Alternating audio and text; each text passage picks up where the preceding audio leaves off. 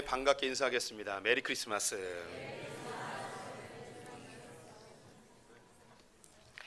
예, 메리는 즐거운이라는 뜻이고요. 크리스는 그리스도라는 뜻이고 마스는 예배라는 의미입니다. 그래서 메리 크리스마스는 즐겁게 그리스도의 탄생을 예배합시다, 이런 의미이죠. 그래서 우리 오늘 예배하러 주님의 탄생을 기뻐하는 마음으로 오셨는데요. 귀한 찬양 너무 감사하고 또 우리 성탄절에 하나님께서 우리에게 주시는 말씀 한번 나눠보았으면 좋겠습니다. 예, 성탄절 하면 즐거움이 먼저 떠오르죠. 예수 안 믿는 사람들은 유흥의 날이기도 합니다. 어젯밤에 아마 전국적인 그런 유흥들이 아마 넘쳐났으리라고 생각이 들고요. 오늘 교회 안 오신 분들은 어제 유흥에 지쳐서 못 오신 분들도 있으리라고 생각이 드는데요. 그런데 우리 믿음의 선배들이 이 성탄절을 만들어서 우리에게 유산으로 남겨주신 이유는 예수 그리스도의 탄생의 의미를 다시 한번 묵상하고 그분의 오심을 기뻐하는 날로 정하였기 때문입니다. 우리 성도들에게 종종 죄가 무엇인가에 대하여 말씀드리는데요. 죄는 목적대로 사용되지 아니할 때 이것을 죄라고 이야기합니다. 성탄절은 믿는 자와 믿지 않는 자 모두에게 하나님께서 선물로 주셨습니다. 그런데 이 성탄절을 목적대로 사용하지 아니하면 그것이 이제 죄가 되는 것이죠. 이 세상 사람들은 성탄절을 하나님께서 선물로 주셨는데 이 날을 유흥의 날로 즐기고 있습니다. 그 자체가 이미 범죄입니다. 하지만 우리는 예수 그리스도의 탄생을 기뻐하며 그분의 오심을 묵상하며 예배의 자리로 오셨는데 이미 이것이 우리에게 상급이 되어지는 줄 믿습니다. 옆 사람에게 다시 한번 인사하겠습니다. 잘 오셨습니다. 예, 사실 성탄절은 즐거운 날이긴 하지만 그 최초의 성탄절을 바라보게 되면 꼭 즐거워할 만한 날은 아닙니다.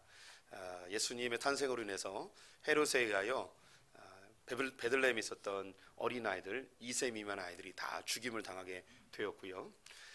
또 예수님이 이 땅에 오신 자체가 십자가를 지기 위해 오셨음을 우리가 또 알고 있습니다. 왕으로 오신 예수님이 베들레헴 구유에 아주 비천한 모습으로 오신 것 자체도 굉장히 굴욕이죠. 그 무엇보다도 예수님을 낳았던 오늘의 주인공 중에 한 명인 마리아의 이 첫 번째 성탄절은 고통 그 자체이고 또 한 여인으로서 감당하기 참 어려운 시련이 아니었을까 싶습니다. 이미 우리 성도님들이 본문을 통해서 아시고 또 교회를 다니다 보면 아시듯이 이 마리아는 처녀의 몸으로 예수님을 잉태하게 되었습니다. 갈릴리 나사렛의 아주 자그마한 동네에 살고 있었던 아주 가난하고 비천한 한 소녀 마리아가 있죠. 그는 나이가 많은 요셉과 정혼을 한 상태였습니다. 이제 이 요셉은 결혼을 하기 위하여 이 결혼 지참금을 준비하는 과정으로 상당한 기간을 소모하고 있었는데요. 그 사이에 이 마리아가 그만 잉태를 하게 된 것이죠. 사람들은 다른 남자와 정을 통하여서 아기를 가졌다고 충분히 추측할 수 있는 상황이고 그 당시 율법에 의하면 돌에 맞아 죽기에 딱 알맞은 상황이었습니다. 근데 이 마리아의 잉태는 가브리엘 천사에 의하여서 고지되어졌고 성령에 의하여 잉태하게 되었습니다. 입덧이 나기 시작하고 그런 점점점 불안해지기 시작하는 거죠. 주변 사람들이 곧 자기의 잉태의 사실을 알게 될 것이란 말이죠. 그 불안한 마음을 갖고 있었던 이 마리아에게 이 가브리엘 천사가 한 가지 정보를 알려줍니다. 너의 친척 중에 엘리사벳이 있는데 이 엘리사벳을 네가 잘 알고 있지 않냐. 그 여인은 나이가 많아 이제 잉태할 수 없는 그런 상황인데 그가 이미 잉태하고 있다. 그리고 그 뱃속에 6개월 되어진 아기가 있다. 마리아의 불안한 마음을 확신시켜주는 한 가지의 증거로 이 엘리사벳의 잉태의 사실을 알려주게 됩니다. 그래서 오늘 본문은 그 엘리사벳을 찾아가는 길로부터 시작이 되어지죠. 여기서 한 가지 우리 성도님들이 신앙생활을 하면서 왜 예수님께서는 처녀의 몸으로 오셔야만 됐는가, 왜 성령으로 잉태하셔야만 됐는가에 대한 근본적인 고민과 질문이 있을 수 있습니다. 이미 해결되신 분들도 있겠지만 이 부분에 여전히 고민이 있는 분들을 위해서 잠깐만 설명을 해드리도록 하겠습니다. 최초의 인간이었던 아담이 선악과를 따먹음으로 범죄하게 되었습니다. 이 범죄가 이 세상에 들어오게 되었고 세상에 있는 모든 아담의 후손들은 죄인이 되어버렸죠. 여기서 우리 성도님들이 아담이 범죄한 게 왜 우리의 죄와 연관이 있는가, 그 죄가 원죄라고 하는데 나와 무슨 상관이 있는가, 이런 고민을 하시는 분들도 있을 거예요. 가장 쉽게 설명을 하자면 우리 성도님들이 만약에 아담이 된다면, 에덴 동산의 최초의 인간이라면 우리 성도님들이 선악과를 따먹었을까요? 안 따먹었을까요? 옆에 있는 애는 먹었을지라도 나는 안 먹을 거야, 뭐 이런 생각을 하시는 분들이 있는데, 제가 확신합니다. 여기 지금 모든 분들이 에덴 동산에 갔다면 다 선악과를 따 먹을 만한 분들이라는 거죠. 그래서 아담이나 우리나 다 똑같아요. 그래서 아담의 죄가 곧 나의 죄임을 기억해 주셨으면 좋겠습니다. 하나님은 거룩하시고 인간은 죄악되어서 함께할 수 없는데, 하나님께서 우리와 함께하고 싶은 그 열정 때문에 이 죄를 없앨 수 있는 방법을 알려주셨어요. 그것이 무엇인가? 죄의 삭은 사망입니다. 죄의 대가는 반드시 피 흘림으로 대가를 지불해야 되는 것이죠. 근데 내가 죄를 졌을지라도 누군가 대신 피를 흘리면 이 죄가 사라지는 제도를 만들어 주셨는데요, 그것이 제사 제도입니다. 그래서 이 양이나 염소나 소나 비둘기를 가져와서 나의 죄를 전가하면 나의 죄가 사라지게 됩니다. 이때 한 가지 조건이 있는데요, 이 제물은 반드시 흠이 없고 정결한 짐승이어야 합니다. 상체기가 나거나 혹은 그의 몸에 무슨 문제가 있으면 죄를 전가하여도 정결하지 않기 때문에 죄를 전가받을 수 없게 되는 것이죠. 이것은 그림자였어요. 진짜를 보여주기 위한 예표였던 것이죠. 하나님께서는 온 인류의 죄를 해결할 수 있는 그 대속물을 준비하셨는데, 그분이 바로 예수 그리스도입니다. 제가 제사를 지내기 위해서는 한 가지 조건이 있다고 말씀드렸죠. 그것은 정결하고 흠이 없어야 하는 것입니다. 모든 인류의 죄를 짊어지고 가야 될 그 대속의 예수 그리스도를 이 땅에 보내셔야 되는데, 이분이 죄가 없어야 되는 거예요. 흠이 없어야 되는 거죠. 그런데 아담의 후손 모든 사람들은 다 죄가 있으므로 사람의 자손으로 오게 되어지면, 사람의 씨로 오게 되어지면 죄를 그대로 가지고 태어나게 되는 거예요. 그래서 예수님은 성령으로 잉태가 되어야만 합니다. 이것은 우리 성도님들이 받아들이지 않든 관계없이 이 인류의 모든 죄를 담당하기 위해서는 죄 없는 분이 오셔야 되기 때문에 인간의 씨가 아닌 하늘로부터 온 하나님의 아들이 직접 오셔야 하는 것이죠. 한 가지 또 궁금한 부분이 있을 거예요. 그러면 성령으로 잉태된 것, 거기까지는 인정하겠는데, 그럼 왜 이 마리아를 통해서 왔는가? 마리아도 사람 아닌가? 마리아도 죄인 아닌가? 그럼 마리아를 통해서 오게 되면 예수님도 죄가 있는 거 아닌가? 이런 생각을 하게 되실 것입니다. 그래서 천주교에서는 이 문제를 어떻게 해결했냐면, 마리아 무죄설이라는 게 있어요. 마리아는 죄 없이 태어났다는 거예요. 그리고 원죄 없이 잉태되어진 그런 또 교리를 만들었어요. 그런데 이것은 성경을 잘 모르는 오해로부터 시작이 되어진 것이죠. 우리 성도님들이 아시듯이 예수님은 완전한 인간인 것 동시에 완전한 하나님이십니다. 그래서 완전한 인간으로 오셔야 되는 거예요. 그래서 우리의 감정, 우리의 고통, 우리의 슬픔과 이 인간 세상에서 느끼는 모든 삶의 고난들을 예수님도 온몸으로 느끼셔야 되는 완벽한 인간으로 오셔야 되는 거예요. 그래서 사람의 몸을 통하여 오셔야만 사람이 되는 거거든요. 그런데 이 구약에서 흐르는 중요한 원칙이 있는데, 그 사람이 결정되는 것은 남자의 씨로부터 결정이 되어집니다. 그래서 아담의 씨가 아니라 하나님의 씨로부터 온 성령으로 잉태되어진 예수 그리스도, 마리아의 몸을 통하여서 오신 완전한 인간. 그래서 예수님은 완전한 인간인과 동시에 완전한 하나님으로 이 땅에 오시게 되었습니다. 이 마리아가 엘리사벳을 찾아갑니다. 굉장히 불안한 마음으로 찾아가게 되었는데, 마리아가 들어오자마자 엘리사벳의 그 태중에 있던 아이가 막 뛰노는 거예요. 그래서 이 엘리사벳이 성령으로 충만하여서 이 마리아를 보자마자 성령의 충만한 가운데 선포하게 되는데요, 그것이 42절과 43절에 나와 있습니다. 한번 제가 읽어보도록 하겠습니다. 42절 43절. 큰 소리로 불러 이르되 여자 중에 내가 복이 있으며 내 태중의 아이도 복이 있도다. 내 주의 어머니가 내게 나오니 이 어찌된 일인가?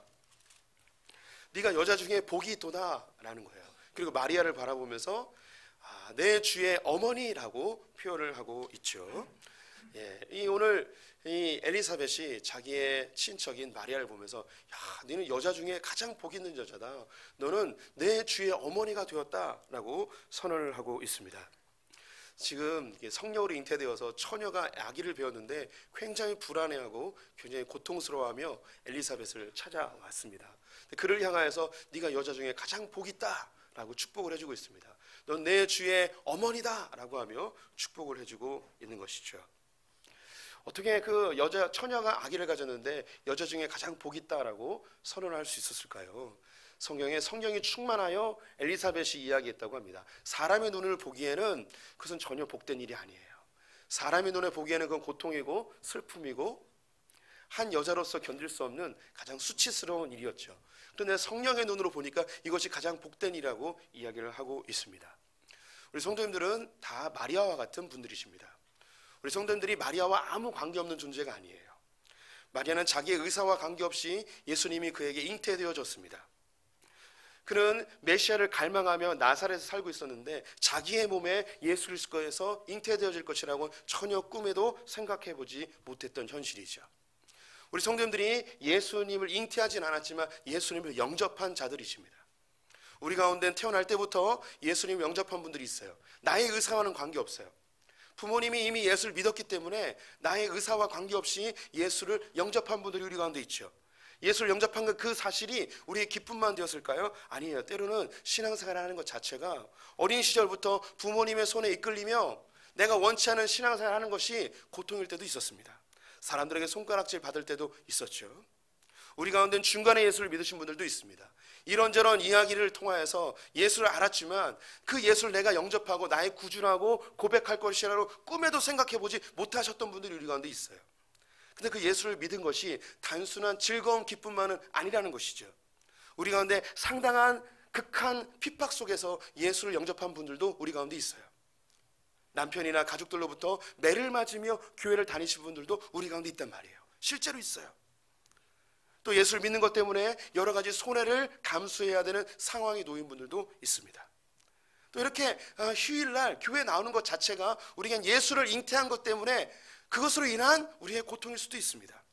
우리는 재정의 원칙을 또 세워야 해요. 주님께 드리기를 즐겨야 하고 시간을 드려야 하고 또 내 성격과 성향과 맞지 않는 사람들과 함께 부딪히며 신앙생활을 해야 되는 여러 가지 불편의 요소들이 있습니다. 그럼에도 불구하고 우리는 예수를 믿고 있죠. 그 이유는 무엇인가? 예수를 잉태하는 것, 예수를 영접하는 그 자체가 우리가 얼마나 큰 엄청난 복인지 이미 우리 성도들이 알기 때문입니다. 예수를 잉태한다는 것, 예수를 영접한다는 것, 그건 사람이 경험할 수 있는 가장 위대한 복입니다. 우리 성도님들은 그 마음에 다 예수를 영접한 자들이시죠. 마리아 이걸 알았어요. 마리아가 하나님의 계시로 예수를 잉태하였는데 엘리사벳을 통하여 그 태중에 있는 아이가 뛰노는 걸 보며 증거를 보이셨고 엘리사벳이 성령으로 충만하여 그에게 복의 선포를 하였을 때 그 마음에 충만함이 임하게 되어집니다. 그래서 그가 그의 찬송으로 하나님이 하신 일을 선포하게 되어지는데요. 47절 49절에 있습니다. 함께 읽어보겠습니다. 내 마음이 하나님 내 구주를 기뻐하였음은 그의 여종의 비천함을 돌보셨음이라. 보라 이제 후로는 만세의 나를 복이 있다 일컬으시로다. 능하신 이가 큰 일을 내게 행하셨으니 그 이름이 거룩하시며. 마리아가 고백하기를 이 여종의 비천함을 돌보시고 능하신 하나님께서 큰 일을 내게 행하셨다라고 이야기합니다. 우리 성도님들, 예수님을 영접한다는 거, 예수님을 안다는 거, 예수를 믿는다는 거, 오늘 성경은 마리아가 그 전능하신 하나님께서 큰 일을 내게 행하셨다라고 이야기하는 겁니다. 제가 이 설교를 준비하면서 이걸 성도님들에게 오늘 좀 이렇게 좀 친절하게 잘 설명하고 싶은 그런 마음이 있었어요. 그런데 이걸 친절하게 설명할 수가 없는 거예요. 너무 이렇게 벅차고 감동적이고 너무 큰 일이라서 성도님들에게 어떻게 이걸 설명할 그 방법이 없습니다. 성도님들, 하나님은요, 하나님의 일을 해나가세요. 하나님은 자기의 역사를 만들어 가세요. 우리 성도들의 의사와 아무 관계없이 하나님은 하나님의 나라를 만들어 가십니다. 그것을 성경을 통하여 우리에게 쫙 알려주고 있는 거예요. 우리가 조금만 시선을 돌려보면 이 세계의 역사가 하나님의 교회와 복음을 통하여서 움직여지고 있다는 것을 금방 알 수 있어요. 우리 성도들이 알고 있는 모든 과학, 철학, 예술, 문학, 의학, 수학 모든 것들이 다 이 교회 울타리 안에서 다 발전되어졌고 정치, 경제 이 모든 것들이 다 교회 안에서 만들어졌음을 금방 알 수가 있습니다. 이 세상은 그것을 모르고 그냥 흘러가고 있죠. 하나님은 이 세상을 하나님의 목적대로 움직여가고 있습니다. 이 마리아가 아니어도 예수님이 이 땅에 오게 되어 있습니다. 마리아가 이것을 거절하였다면 또 다른 어떤 여인을 통해서 예수 그리스도가 탄생되었을 것입니다. 그런데 이 마리아는 이걸 알게 된 거예요. 이 비천한 나를 통하여서 하나님이 위대한 일을 행하셨구나. 내가 그 하나님의 놀라운 역사에 내가 동참하게 되었구나. 이게 얼마나 놀라운 일인가, 이걸 선언하고 있는 것이죠. 성도님들, 예수 그리스도를 영접하고 내가 하나님 나라의 자녀가 됐다는 그 자체가 엄청난 놀라운 복인 거예요. 하나님의 그 놀라운 역사에 내가 동참하게 된 것이죠. 나는 아무것도 한 것이 없고 내가 주님께 드릴 것도 없고 할 수 있을 만한 능력도 없다고 생각되어지지만 그냥 주님의 나라에 동참된 그 자체가 영광인 거예요. 이 마리아가 자기의 육신을 통하여 인류의 구원자이신 예수 그리스도를 탄생시킨 것 그 자체가 지금도 우리는 찬송의 대상이 되고 있잖아요. 마리아가 한 게 뭘까요? 별거 없어요. 그냥 예 주님, 저를 통하여 예수님을 낫게만 해주신다면, 주님이 원하신다면 이 종이 지금 감당하겠습니다. 이거밖에 없어요. 악이 낳은 거밖에 없어요. 그런데 이 인류 가운데 가장 위대한 여인으로 성경에 기록되어 있습니다. 성경에 나오는 또 다른 인물들은 어떨까요? 그들이 뭐 그렇게 대단히 큰 일을 했을까요? 아브라함이 뭐 했을까요? 믿음의 조상 아브라함, 대단한 믿음의 사람 아닙니까? 뭐 했을까요? 한 거 없어요. 애기 하나만 한 거밖에 없어요. 마누라 위해서 무덤 하나 산 거밖에 없어요. 이삭은 도대체 뭘 했을까요? 쌍둥이 난 거밖에 없어요. 우리 가운데 쌍둥이 낳으신 분은 이삭하고 거의 똑같은 거예요. 야곱은 뭐 했을까요? 야곱은요, 부인 4명 얻어서 아이 12명 낳은 거 없어요. 근데 12명 낳은 거밖에 없다고요. 우리 성도들 중에 아내를 4명 얻으신 분이 있다면 야곱하고 크게 다르지 않은 거예요. 우리 성도님들, 믿음의 조상들이 뭐 대단한 일을 한 게 아니에요. 그런데 그들이 성경에 기록되어 있어요. 왜냐하면 하나님의 역사에 믿음으로 동참하였기 때문에 그들이 하나님의 역사의 한 톱니바퀴가 돼버린 거예요. 그들이 없었다면 하나님의 역사가 돌아가지 않은 거죠. 이 얼마나 위대한 일인지 성도님들 좀 제발 좀 아셨으면 하는 마음이 있어요.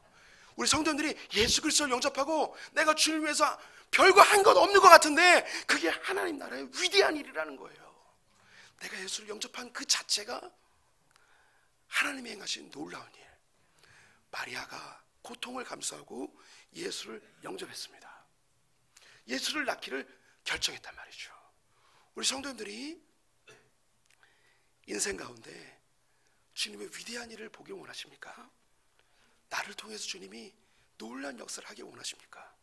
그렇다면 우리 성도님들이 이 크리스마스 때 다시 한번 결단하셔야 되는 게 있습니다. 그것은 무엇인가? 예수 그리스도, 그분을 내가 온전히 영접했는가를 다시 한번 점검해 보셔야죠. 예수를 영접한 그 자체가 우리에게 영광입니다. 그게 우리에게 복이죠.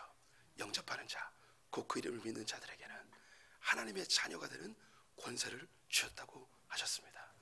이 세상의 역사는 바로 우리 성도님들을 위해서 움직여지고 있습니다. 이 놀라운 예수 그리스도의 믿음을 끝까지 붙드는 성도님 되시기를 축원드립니다. 기도하겠습니다. 하나님,